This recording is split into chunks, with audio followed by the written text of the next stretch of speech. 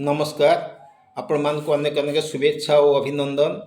मु आज एक नुआ कविता आपण मानक भेटी देवा पई जाउछि। दयाकर शुणंतु। कवितार शीर्षक हित कथा। देहकूत हित भोर गाधुआ आबर पखाड़ खिया।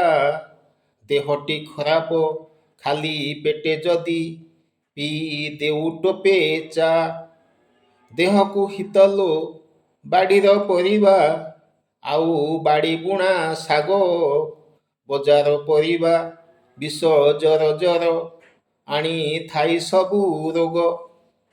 देह को हित गो सकाळ व्यायाम बाड़ी बगीचार चाष। कोठा घरे नुहे चाल घरे जदि करी तु पारिबु बास। परिवार हित मन मिली गले चली जिबा होई खुशी। ईर्षा संदेह मनरे पोषिले संपर्क दिओई नासी। आहुरी हितलो घर मुरबीकु हृदय थिब मानी।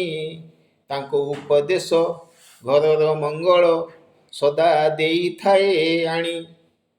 सदा हित जाण बंधु ठारू जिए नेई थाए उपदेश।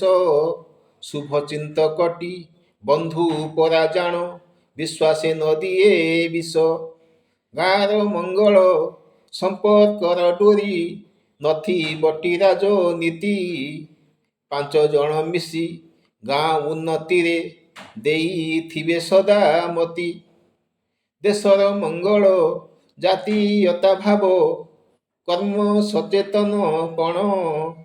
मानव संबल यथा उपयोग नकरी विदेशी ऋण। विश्व को मंगल विश्व भाईचारा भूली जाति वर्ण धर्म। युद्धखोर नीति केबे नुहे शुभ बुझटी कथार मर्म। धन्यवाद। कविताटी भल लगिले याकू निश्चय लाइक करिवे, शेयर करिवे एवं सब्सक्राइब मध्य करिवे मते उत्साहित करिया पई। धन्यवाद। नमस्कार।